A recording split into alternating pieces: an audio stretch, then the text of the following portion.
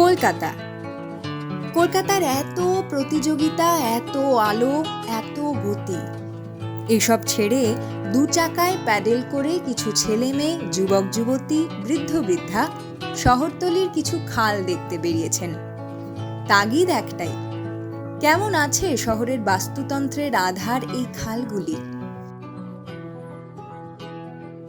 শুধু দেখা নয়, সঙ্গে প্রশ্ন করছেন খালগুলি কেন নালায় পরিণত হলো, কি করে হলো, কারাই বা করলো এবং কেন করলো।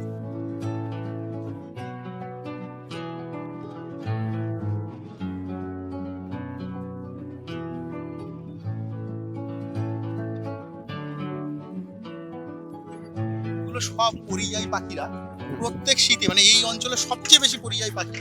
আমি বলবার জন্য বলছি না, এলে মিলিয়ে নিতে পারবি শীতে। এত পরিযায়ী পাখি কোথাও আসে না এখানে। লোকে মেরে কম খরচ করে যায়, এখানে লোকে যে মেরে খরচ করে তা না। এই জলে আসার মতো অবস্থা এদের নেই। আসবে কেন? ডিম পাড়তে আসবে, তো বাস করতে আসবে। এই জলে এখন আর কোনো পাখি ডিম পাড়তে বাস করতে আসে না। শীতের ওই 3-4 মাস আসেই না ভাই। আমরা দাঁড়িয়ে আছি মণিখালীর উপরে। মণিখালীর উৎস আমরা মোটামুটি জানি, ব্রেসব্রিজ ইন্দিরা বাজার অঞ্চলে নয়নজুলি থেকে এটা বেহালার কিছুটা অংশ হয়ে সন্তোষপুরের ভেতর দিয়ে এসে এখানে মিশেছে। এই মণিখাল দীর্ঘদিন ধরে এই অঞ্চলে নিকাশিত ছিলই, তার সাথে এখানকার বাস্তুতন্ত্রের অংশ। মাছ টাছ ধরতো লোকে, এটা আমরা নিজেরাই শুনেছি বাবা আমাদের। এই ধাপের এই সিঁড়িগুলো দেখলে পারে পারে বোঝা যায় আগে এগুলো স্থানীয় মানুষেরা ব্যবহার করে। ঠিক আছে, আরও এগুলো বুঝতে পারা যাবে। এখানে কিন্তু স্থানীয় মানুষদের একটা সাধারণ বাস্তুতন্ত্রের অংশ ছিল, বেশ কিছু জায়গা ব্যবহার করার। ঠিক আছে, এখন আর কেউ এই জল ব্যবহারই করে। আরও পাড়ার ভেতর দিকে বাছার পাড়া, ওদিকে কাশুপাড়ার দিকে গেলে দেখতে পাওয়া যাবে যে এই খাল ব্যবহার করার একটা সাধারণ লোক এই খাল ব্যবহার করতো, মানুষের দৈনন্দিন জীবনের অংশ। আপাতত এই খালের জল নিয়ন্ত্রণ করার জন্য 6টা লক গেট আছে। ক্যামেরাটা ঘোরালি দেখতে পাওয়া যাবে পিছন দিকে। ওই লক গেটের চাবিগুলো এর উপরে বসানো আছে। একটা ট্রিটমেন্ট প্ল্যান্ট তৈরি করা হয়েছে। এই ট্রিটমেন্ট প্ল্যান্টটার বয়স কম বেশি 1.5 দশকের বেশি, মানে এই শতকের গোড়ার দিকে সম্ভবত বসানো হয়েছে। এক্সাক্ট তারিখটা বলতে পারবো না। পুরনো মণিখালী, এই খালের যে একটা স্রোত সেটা গঙ্গার পাড়ে আকড়া ঘাটের কাছে, শ্মশান ঘাটের কাছে পর্যন্ত গিয়েছে। আমরা এরপরে দেখতে পাবো সেখানে গিয়ে সেটা পুরো বন্ধ করে দেওয়া হয়েছে। ট্রিটমেন্ট প্ল্যান্টের নাম করে ওখানকার জলটাকে ঘুরিয়ে ভেতর দিয়ে নিয়ে আসা হয়েছে। আদৌ কি ট্রিটমেন্ট হচ্ছে সেটা দেখতে পাওয়া যাবে ট্রিটমেন্ট প্ল্যান্টের এই লক গেটের পরের জল দেখলে। লক গেটের আগে যে জল এসে সেটা দূষিত হবে আমরা জানি। এই জলটা যেটা কোনোটাই আটকানোর জন্য সরাসরি গিয়ে গঙ্গায় পড়ছে, এই জলের রং, এই জলের যা যা দূষণ আছে সবটা গঙ্গার অংশ হয়ে যা বলা হচ্ছে সে আগে গ্যাপ, মানে গঙ্গা অ্যাকশন প্ল্যান, এখন সেটা নাম পাল্টে হচ্ছে নমামি গঙ্গে। এই প্রজেক্টের অংশ। খালের লক গেটগুলো মূলত দেখাশোনা করে সেচ দপ্তর, তাদের অধীনে।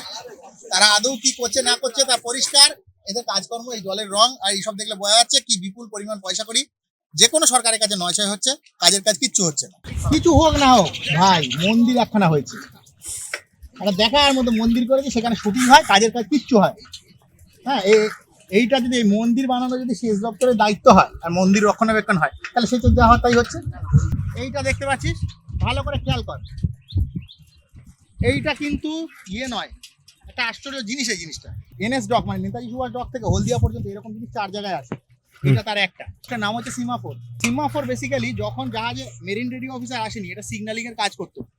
জাহাজ মানে জাহাজের ডিরেকশনগুলো মেনটেন করার জন্য। এখন এটা দরকার হয় না, কারণ এখন তো স্যাটেলাইট কানেক্টেড মেরিন রেডিও অফিসিং হয়।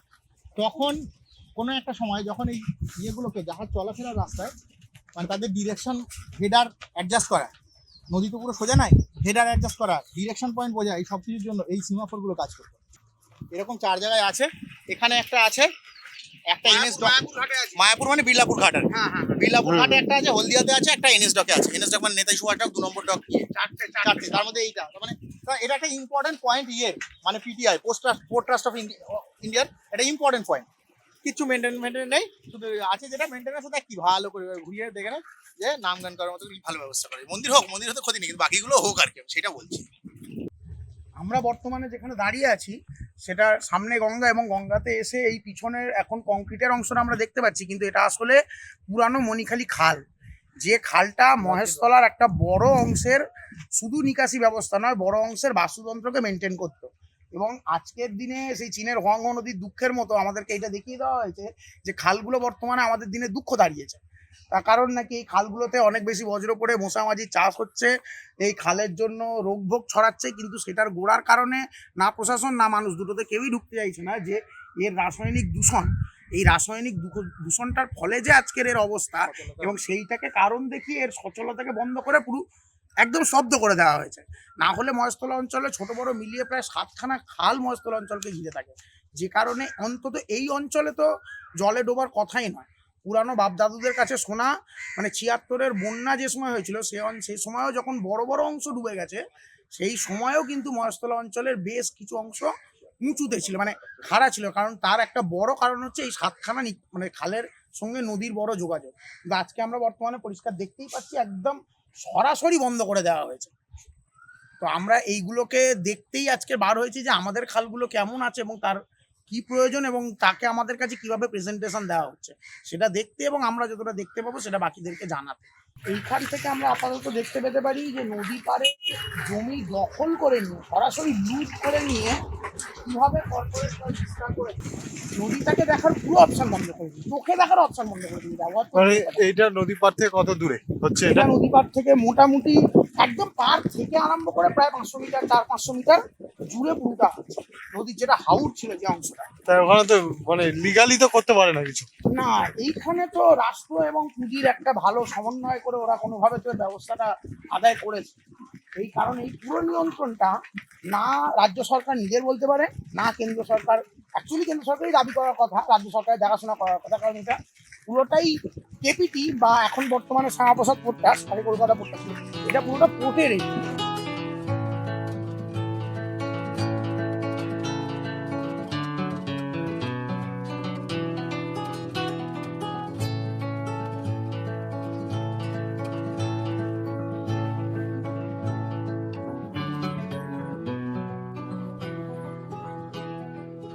এইখানটা অ্যাকচুয়ালি যে জিনিসটা আছে সেটা হচ্ছে পুরানো ইটভাটাগুলো ছিল, এবং সেই ইটভাটাগুলো আবার খুব প্রাকৃতিক নিয়মেই চলতো। এখানে অন্য জায়গার ইটভাটার মতো নয়। নদী পাড়ের ইটভাটাগুলো এই বছরে বর্ষার সময় পুরো জলটা ঢুকিয়ে নিত, জল ঢুকে গেলে এবারে সেই তার যে পলিটা জমে যেত, বর্ষা নেমে গেলে সেই পলি দিয়ে ইট তৈরি করে বাকি ইটগুলো বন্ধই থাকতো, বাকি বর্ষার পুরো মাসটাই বন্ধ থাকে। সেই পুরো মানে ব্যবস্থাটা পুরো বন্ধ করে দিয়ে শুধুমাত্র মাল্টি স্টোরেজ বিল্ডিং এবং রিভার ভিউ হোটেল, আর কি রিভার ভিউ হোটেলও নয়, ওই থাকার জায়গা, পাশে দিয়ে থাকার জায়গা, এইটা বানানোর সৃজনের একটা খুব বড় চক্রান্ত চলছে। সৃজনের রয়্যাল গেঞ্জেস ভ্যালি এই প্রজেক্টটার নাম। সেইটা দেখতে থাকলে বুঝতে হবে কংক্রিটের লোহার ঘাটেলা নদীটাকে দেখতে পাওয়ার অবস্থা নেই। এবং এলাকার মানুষকে এক ধরনের কথা ওরা বুঝিয়েছে যে তোমাদের পারে এত বড় উন্নতি হচ্ছে, তোমাদেরও বিশাল উন্নতি হবে। এই কথাটা একবারও বলছে না যে ওদের উন্নতিতে কি হবে। এইটা যে কন্ডিশনে এইটা বানাচ্ছে তাতে এইটুকু পরিষ্কার বোঝা যাচ্ছে যে এইখানের কোনো লোকের কোনো আয়ের ব্যবস্থা হবে না একটা কাজ ছাড়া। কি এই বড় বড় বিল্ডিংগুলোতে যে পরিচারিকার দরকার লাগবে, পরিচারিকা, এই কাজটুকুই পাবে। তাছাড়া এই বিল্ডিংয়ের পাঁচিলের ওপরে কারোর যাওয়া বন্ধ, সমস্ত ব্যারিয়ার থাকবে, মানুষ কি দেখতেও পাবে না। এবং এই বিল্ডিংয়ের ভেতরে যারা থাকে তারা মোটেই পাড়ার মুদিখানা দোকানে বাজার করতে আসবে না, তারা সরাসরি তাদের 4 চাকা এসি গাড়িতে বসবে এবং কলকাতা কমিউনিকেট করবে।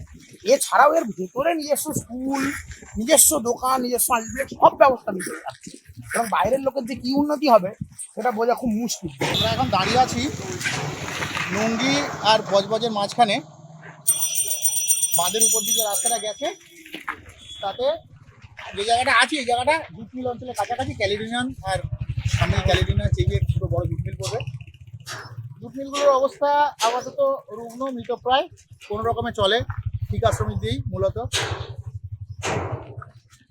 এই অঞ্চলটার একটা অন্যরকম রেওয়াজ ছিল, একরকম অন্যরকমের বাস্তুতন্ত্র ছিল, একটা অন্য রকমের অর্থনীতি ছিল।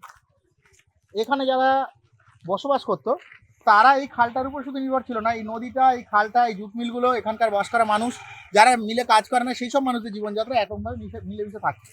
বেশিরভাগ জমি, বেশিরভাগ ব্যবহৃত বাস্তুতন্ত্র অংশ আজকে অপ্রাসঙ্গিক হয়ে যাচ্ছে। সেই কারণেই দীর্ঘ সময় এটাকে অপ্রাসঙ্গিক দেখিয়ে তারপরে সরকার এটাকে অনাবাদী হিসাবে বিক্রি করার মতো করে ব্যবহার করছে। সেটা আমরা একটু আগে সৃজনে দেখে, এইটা ডিএলআর এর ম্যাপে, ল্যান্ডের ম্যাপে দেখতে পাওয়া যাবে। এই জায়গাটার নাম ছিল চোরের মায়ের হানাখাল।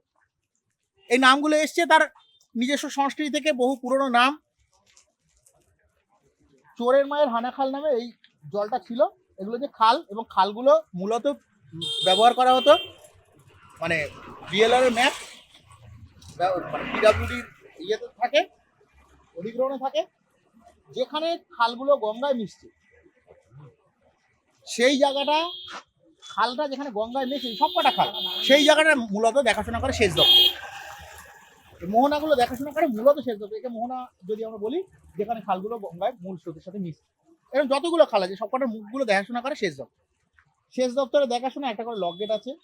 এই লক গেটগুলোর অবস্থা দেখলে আমরা বুঝতে পারছি, লকগুলোর জল ছাড়ায় ওঠানোর নিয়ন্ত্রণ করার জন্য লক গেটগুলোর অবস্থা দেখলেই আমরা বুঝতে পারছি যে দীর্ঘদিন মেনটেনেন্সের অভাব, অযত্ন এবং নিয়ন্ত্রিতভাবে জল না ছাড়ার জন্য জলের কি অবস্থা, এই জল মিশে ওইখানকার গঙ্গার কি অবস্থা আছে, এবং এই খালগুলোর সচলতা বলে কিছুই নেই, এগুলো একটা নর্দমায় পরিণত হয়েছে। মানে এগুলো যেটা আমি শুরুতে বললাম যে মানে পুরো এই ব্যবস্থাটাকে একটা বেকার অব্যবহৃত জিনিসে পরিণত করে দেওয়া। এইটা আমরা দীর্ঘদিন ধরে দেখছি এবং আমাদের উচিত যত তাড়াতাড়ি সম্ভব এই খালগুলোর ব্যাপারে সরকারের দৃষ্টি আকর্ষণ করা। এমন নয় আমি যে সরকার সব জানে না, সরকার সব জানে, অন্তত আমাদের দৃষ্টি আকর্ষণ করলে আমাদের মধ্যে একটা ক্ষীণ আশা আছে যে যদি তাদের কোনোদিন শুভবুদ্ধি উদয় হয় তো তারা চেষ্টা করেন যে এই পুরনো বাস্তুতন্ত্র না হলেও অন্তত নিজেদের চেষ্টায় অবস্থাটাকে একটু সচল রাখা, এই জলটাকে একটু সচল রাখা, ব্যবহারযোগ্য করে তোলা। এটা যদি তারা করেন তাহলেও আমরা মনে করবো যে কাজটা আমাদের যে এই যে চেষ্টাটা, এই পরিশ্রমটা, তার কিছু অন্তত ফল।